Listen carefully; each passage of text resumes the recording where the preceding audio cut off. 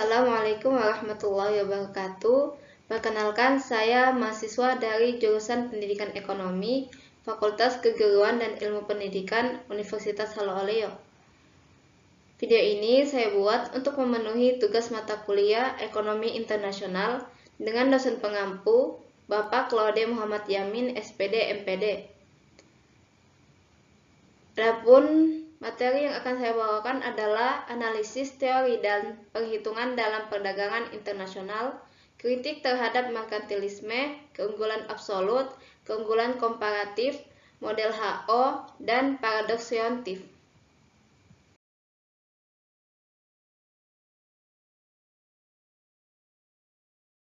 Sebelum masuk ke pembahasan lebih lanjut, izinkan saya untuk memperkenalkan diri. Perkenalkan, nama saya Nurmaela dengan NIM A1A123012.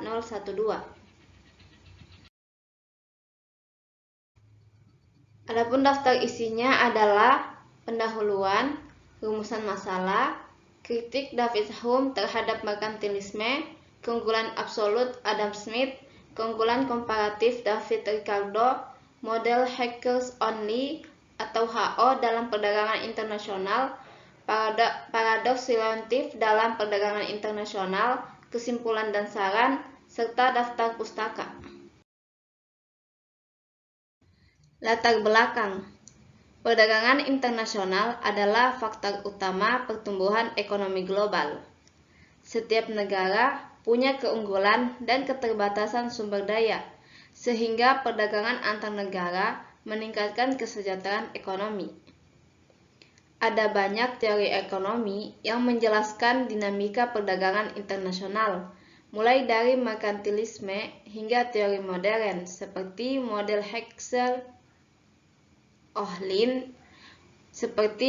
Heckscher-Ohlin dan paradoks relatif.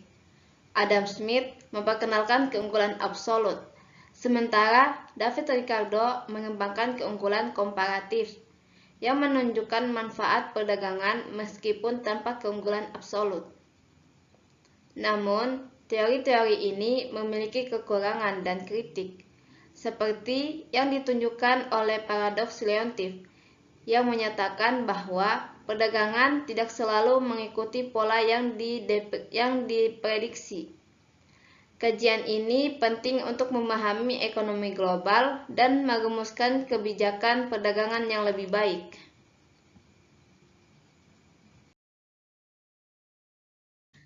Adapun masalah yang akan kita bahas adalah: pertama, bagaimana kritik David Hume terhadap merkantilisme dalam konteks perdagangan internasional.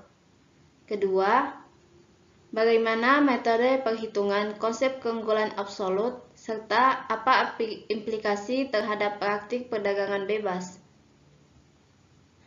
Ketiga, mengapa keunggulan komparatif dianggap sebagai prinsip fundamental dalam hubungan perdagangan antar negara. Keempat, bagaimana model Heckscher-Ohlin menjelaskan keterkaitan antara faktor-faktor produksi dan pola perdagangan yang terjadi. Dan terakhir, apa penyebab terjadinya paradoks relatif serta bagaimana relevansinya dalam ekonomi global saat ini. Adapun tujuannya adalah untuk menganalisis kritik David Hume terhadap merkantilisme dan dampaknya pada perdagangan internasional. Kedua, untuk memahami metode perhitungan keunggulan absolut serta implikasinya terhadap perdagangan bebas. Ketiga, menjelaskan mengapa keunggulan komparatif menjadi prinsip utama dalam hubungan perdagangan internasional. Keempat, mengulas bagaimana model Heckscher-Ohlin menghubungkan faktor produksi dengan pola perdagangan global. Dan terakhir, mengungkap penyebab paradoks relatif dan relevansinya dalam ekonomi dunia saat ini. Kritik David Hume terhadap merkantilisme dalam perdagangan internasional. 1. Konsep merkantilisme. Merkantilisme adalah teori ekonomi yang muncul antara abad ke-17 dan ke-18. yang menyatakan bahwa kekayaan negara ditentukan oleh jumlah emas dan perak. Teori ini mendorong surplus perdagangan dengan meningkatkan ekspor dan membatasi impor. Pemerintah berperan penting melalui kebijakan proteksionisme seperti tarif tinggi dan subsidi untuk industri dalam negeri. Merkantilisme juga terkait dengan kolonialisme, di mana negara-negara seperti Inggris, Perancis, dan Belanda memperluas wilayah untuk sumber daya dan pasar baru. Pedagang mendapatkan hak istimewa dari penguasa, seperti monopoli. Kebijakan ini membantu membentuk kapitalisme komersial dan dasar untuk ekonomi modern. 2. Kritik David Hume terhadap merkantilisme, teori aliran harga spesies. David Hume merupakan seorang ekonom klasik yang mengkritik sistem merkantilisme melalui konsep automatic price speech flow mechanism. Ia berargumen bahwa usaha untuk meningkatkan kekayaan negara dengan mengumpulkan logam mulia melalui surplus ekspor tidak dapat bertahan dalam jangka panjang. Ketika emas dan perak masuk ke suatu negara akibat surplus perdagangan, jumlah uang yang beredar akan meningkat, yang mengakibatkan kenaikan harga barang di dalam negeri. Sebagai hasilnya, ekspor menjadi lebih mahal dan kurang kompetitif. Sementara impor justru mengalami peningkatan. Pada akhirnya, logam mulia yang telah dikumpulkan akan mengalir kembali ke luar negeri, sehingga menciptakan pergeseran dari kondisi surplus menuju defisit. Hume menunjukkan bahwa mekanisme alami ini mengindikasikan bahwa kebijakan merkantilisme tidak memiliki keberlanjutan dalam jangka panjang, karena perdagangan tidak dapat dikendalikan hanya dengan membatasi impor dan meningkatkan ekspor. Implikasi teori Hume dalam perdagangan global saat ini. Ada beberapa implikasi dari teori Hume dalam perdagangan global, yaitu 1. Pengaruh jumlah uang beredar. Jumlah uang yang beredar memengaruhi harga barang, yang dapat berdampak pada daya saing ekspor dan impor suatu negara. Kedua, keseimbangan neraca perdagangan. Pasar secara alami menyesuaikan neraca perdagangan tanpa perlu intervensi pemerintah. Dan ketiga, dampak globalisasi. Kebijakan moneter suatu negara dapat memengaruhi nilai tukar dan perdagangan global secara luas. Keempat, contoh penerapan teori ini dalam kebijakan ekonomi negara. Adapun contohnya yaitu pertama, kebijakan kontrol inflasi dan cadangan devisa. Kita dapat mengambil contoh pada Tiongkok. Tiongkok menahan apresiasi yuan untuk menjaga ekspor tetap kompetitif. Kedua, kebijakan nilai tukar dan perdagangan global. Contohnya, Amerika Serikat dan Jepang menggunakan sistem nilai tukar yang mengambang. Ketiga, kebijakan suku bunga dan stabilitas ekonomi. Contohnya, Federal Reserve menaikkan suku bunga untuk menekan inflasi. Pembahasan yang kedua yaitu menghitung dan menganalisis keunggulan absolut Adam Smith dalam perdagangan internasional. 1. Konsep keunggulan absolut Adam Smith.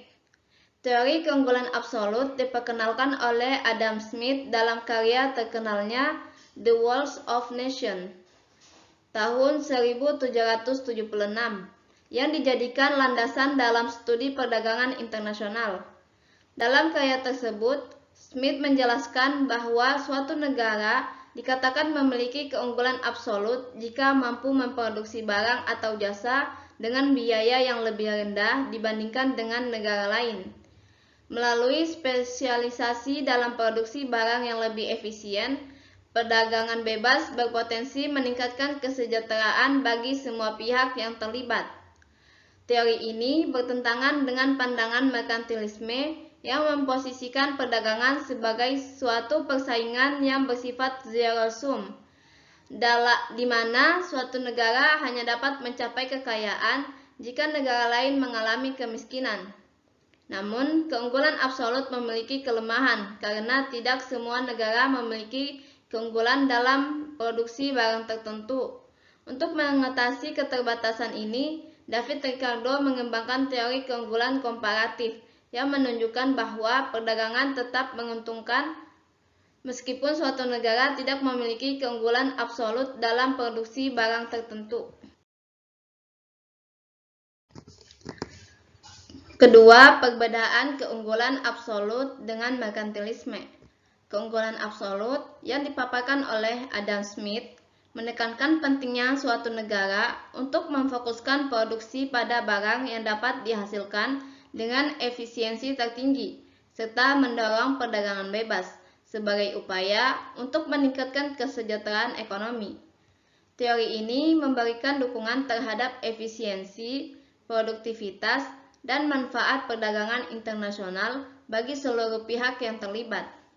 Sebaliknya, merkantilisme berorientasi pada akumulasi kekayaan dalam bentuk logam mulia, seperti emas dan perak. Dengan penerapan kebijakan proteksionis yang mencakup tarif tinggi dan pembatasan terhadap impor, demi memastikan bahwa nilai ekspor melebihi nilai impor. Pandangan ini memandang perdagangan sebagai suatu permainan zero sum, di mana terdapat posisi di mana suatu negara hanya dapat meraih keuntungan jika negara lain mengalami kerugian. Dalam praktiknya, keunggulan absolut lebih mendukung pengembangan perdagangan bebas dan spesialisasi sebagai sarana untuk mencapai kemakmuran bersama. Sedangkan prinsip merkantilisme cenderung membatasi perkembangan pertumbuhan ekonomi global. Ketiga, studi kasus perhitungan keunggulan absolut antara dua negara. Dalam studi kasus ini, saya mengambil keunggulan absolut antara Indonesia dan Thailand dalam produksi padi tahun 2023. Perhatikan tabel di samping ini. Dalam analisis keunggulan absolut, pertama total produksi. Indonesia menghasilkan 53,63 juta ton gabah kering giling lebih tinggi dibandingkan Thailand yang hanya menghasilkan 31,68 juta ton. Dan dalam produktivitas per hektar, Indonesia mencapai 5,26 ton per hektar, sedangkan Thailand hanya 2,86 ton per hektar. Jadi kesimpulannya adalah Indonesia memiliki keunggulan absolut dalam produksi padi karena mampu menghasilkan banyak gabah dengan produktivitas yang tinggi dibandingkan Thailand. 4. Implikasi keunggulan absolut terhadap perdagangan bebas. Adapun implikasinya yaitu 1. Spesialisasi dan efisiensi. Kedua, redistribusi sumber daya. Ketiga, ketergantungan antar negara. Keempat, keuntungan ekonomi. Dan terakhir, persaingan global. Contohnya, Indonesia memiliki keunggulan absolut dalam produksi gas alam cair, sementara Jepang unggul dalam industri otomotif. Keduanya saling berdagang untuk memenuhi kebutuhan masing-masing. Pembahasan ketiga yaitu menghitung dan menganalisis keunggulan komparatif dalam perdagangan internasional. 1. Konsep keunggulan komparatif David Ricardo. Teori keunggulan komparatif diperkenalkan oleh David Ricardo pada tahun 1817, menunjukkan bahwa suatu negara dapat memperoleh manfaat dari perdagangan internasional meskipun tidak memiliki keunggulan absolut. Keunggulan komparatif terjadi ketika suatu negara dapat memproduksi barang dengan biaya oportunitas yang lebih rendah dibandingkan negara lain. Negara sebaliknya fokus pada produksi barang yang paling menguntungkan dan mengimpor barang yang lebih mahal jika diproduksi secara domestik. Spesialisasi berdasarkan keunggulan komparatif membuat perdagangan internasional lebih efisien dan meningkatkan produktivitas, memberikan manfaat ekonomi bagi negara-negara yang terlibat. Kedua, perbedaan keunggulan absolut dan keunggulan komparatif. Keunggulan absolut menurut Adam Smith adalah kemampuan suatu negara untuk memproduksi barang atau jasa dengan lebih efisien dibandingkan negara lain, baik dari segi jumlah maupun biaya. Dalam perdagangan bebas, negara bisa fokus pada barang yang mereka kuasai dan mengimpor barang yang kurang efisien untuk mereka produksi. Di sisi lain, David Ricardo memperkenalkan keunggulan komparatif yang menunjukkan bahwa perdagangan bisa untung bahkan tanpa keunggulan absolut. Negara sebaiknya fokus pada barang dengan biaya peluang lebih rendah dan mengimpor barang dengan biaya peluang lebih tinggi. Keunggulan absolut lebih berkaitan dengan efisiensi dalam produksi, sedangkan keunggulan komparatif berfokus pada pengalokasian sumber daya yang optimal untuk mendapatkan keuntungan dalam perdagangan. Ketiga, studi kasus perhitungan keunggulan komparatif antara dua negara. Dalam studi kasus ini, saya mengambil keunggulan komparatif antara Indonesia dan Vietnam dalam produksi beras dan kopi.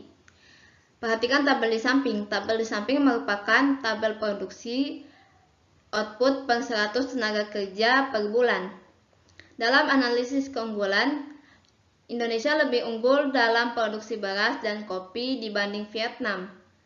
Sementara dalam perhitungan biaya peluang antara beras dan kopi, di mana 1 ton beras sama dengan 0,5 ton kopi.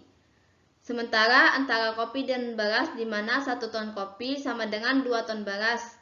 Kesimpulannya, karena biaya peluang kedua negara sama, perdagangan berbasis keunggulan komparatif tidak memberikan keuntungan. Namun, jika terjadi perubahan produktivitas atau spesialisasi, salah satu negara bisa mendapatkan keunggulan komparatif dan meraih manfaat dari perdagangan. 4. Implikasi keunggulan komparatif dalam perdagangan internasional. Adapun implikasinya yaitu 1. Spesialisasi produksi. Kedua, efisiensi dan produktivitas.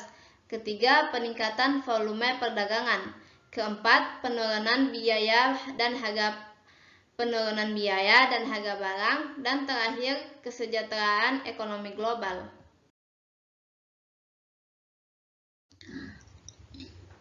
Pembahasan keempat yaitu menghitung dan menganalisis perdagangan internasional berdasarkan model Hackers-Ohlin atau HO dan penerapannya. Pertama, konsep utama teori Hackers-Ohlin atau HO. Teori Hackers-Ohlin ini dikembangkan oleh Eli Hacker dan Bertil Ohlin, yang menjelaskan bahwa perdagangan internasional dipengaruhi oleh ketersediaan faktor produksi di suatu negara. Negara mengekspor barang yang membutuhkan faktor produksi yang melimpah dan murah, serta mengimpor barang yang memerlukan faktor langka dan mahal. Teori ini menekankan perbedaan sumber daya sebagai pendorong utama perdagangan, meskipun masih menghadapi tantangan dalam validasi empiris. Perdagangan berdasarkan spesialisasi faktor produksi dapat meningkatkan produktivitas, ekspor, dan kesejahteraan ekonomi. Kedua, perbedaan teori HO dengan teori keunggulan komparatif. Teori keunggulan komparatif yang dikemukakan oleh David Ricardo pada tahun 1817 menjelaskan bahwa suatu negara akan mengekspor barang yang dapat diproduksi dengan biaya relatif lebih rendah, walaupun negara tersebut tidak memiliki keunggulan absolut dalam produksi. Teori ini hanya mempertimbangkan tenaga kerja sebagai faktor produksi utama. Di sisi lain, teori Hackers-Ohlin menekankan bahwa perdagangan antar negara dipengaruhi oleh ketersediaan faktor produksi, termasuk tenaga kerja dan modal. Dalam teori ini, negara akan mengekspor barang yang dapat dimanfaatkan sebagai faktor produksi yang melimpah dan mengimpor barang yang memerlukan faktor produksi yang langka. Perbedaan utama antara dua teori ini terletak pada fokusnya, di mana teori Ricardo menekankan produktivitas tenaga kerja, sedangkan teori HO mempertimbangkan perbedaan sumber daya yang ada di antara negara-negara.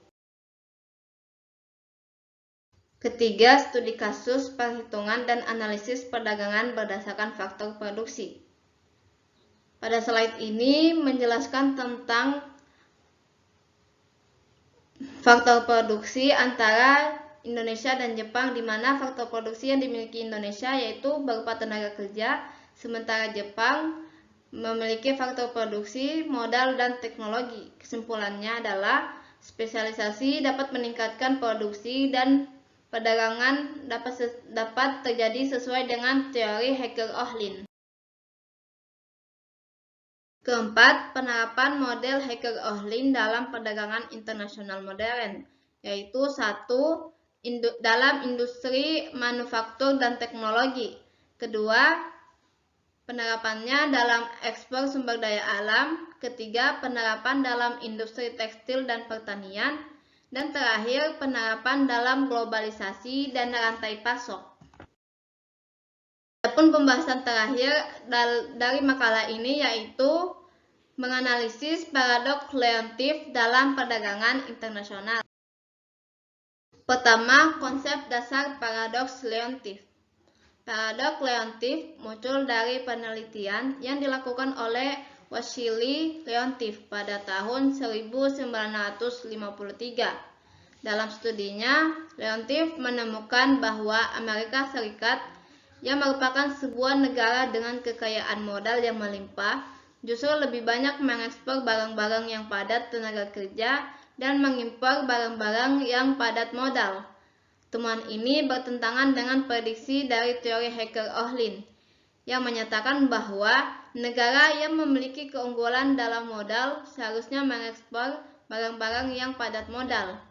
Leontief menjelaskan bahwa fenomena ini terjadi karena ekspor dari Amerika Serikat lebih didominasi oleh produk-produk berteknologi tinggi yang memerlukan tenaga kerja berkeahlian tinggi.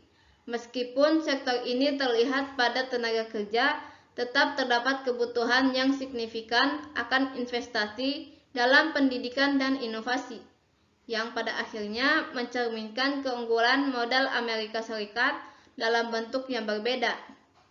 Paradoks ini menegaskan bahwa faktor-faktor produksi tidak hanya berkaitan dengan kuantitas modal dan tenaga kerja, tetapi juga melibatkan aspek teknologi, keterampilan, dan menentukan pola perdagangan suatu negara.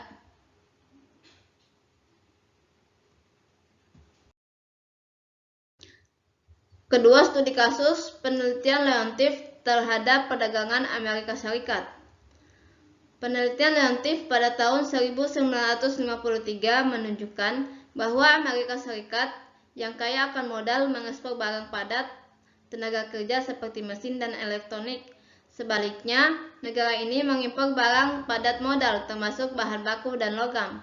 Temuan ini bertentangan dengan teori Hacker-Ohlin. Mengapa bisa terjadi begitu? Karena produktivitas yang tinggi, di mana tenaga kerja Amerika Serikat lebih produktif sehingga barang ekspornya lebih bernilai. Kedua, karena struktur perdagangan. Amerika Serikat mengimpor bahan mentah dan mengekspor barang berteknologi tinggi. Ketiga, karena kebijakan industri, di mana subsidi dan proteksi mendukung ekspor sektor tertentu.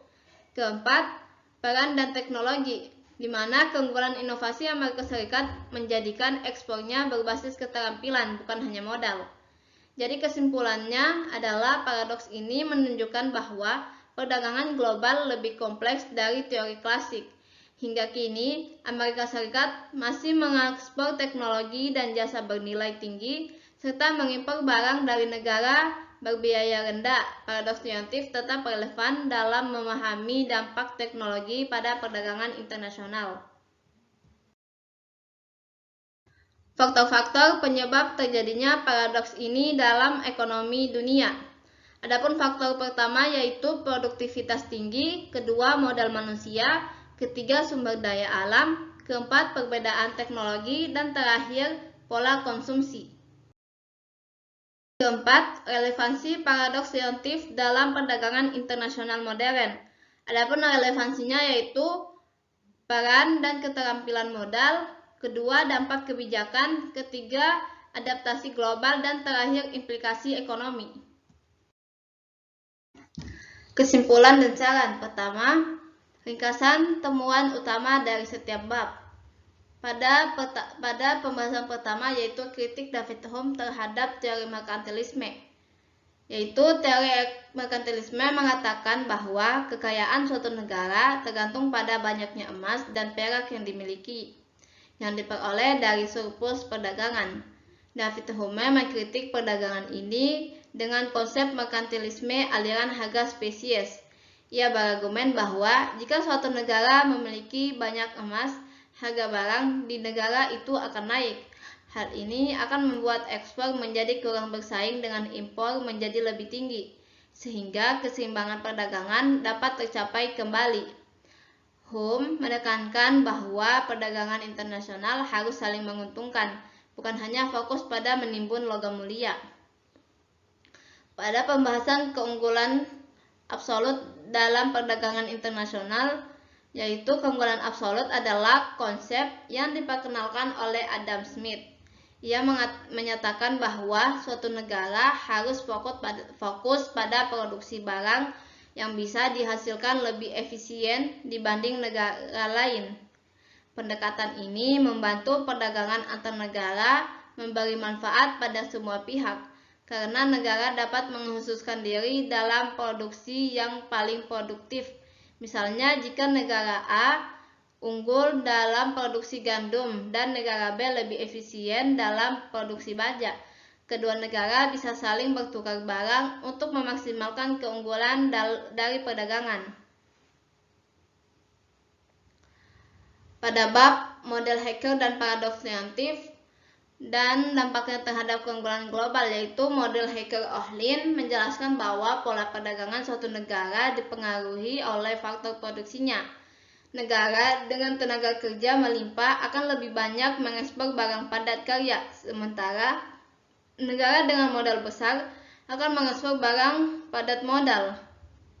Namun, temuan Wassily-Leontief justru menunjukkan sebaliknya. Ia menemukan bahwa Amerika Serikat merupakan negara dengan modal besar lebih banyak mengekspor barang padat karya daripada barang padat modal.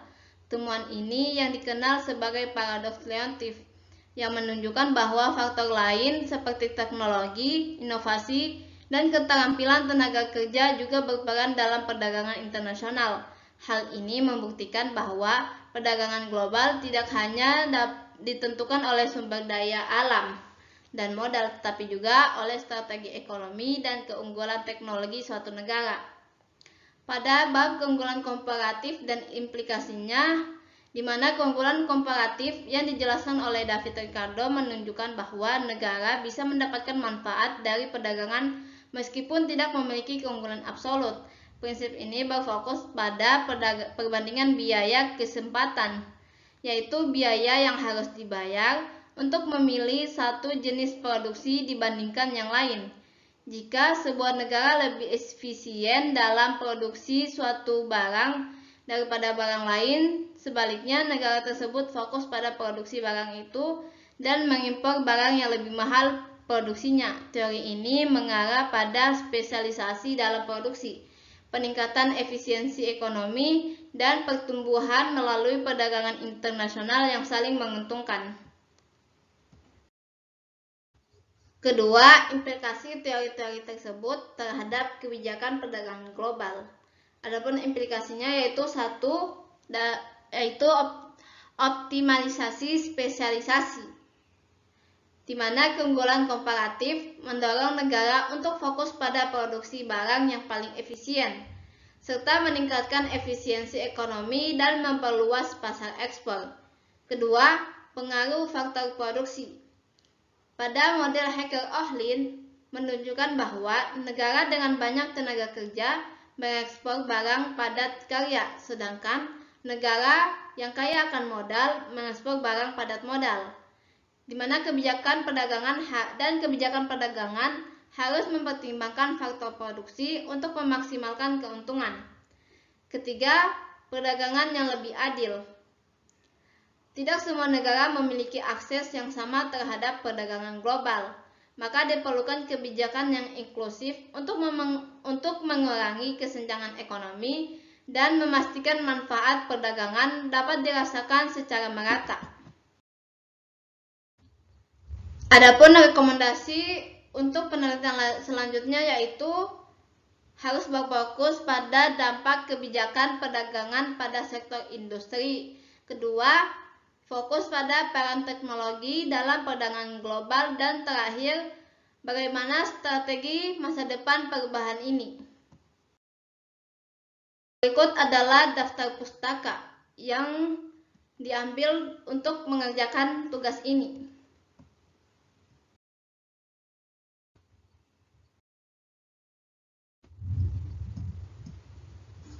Cukup sekian materi yang dapat saya sampaikan, lebih dan kurangnya mohon dimaafkan. Terima kasih karena telah menonton.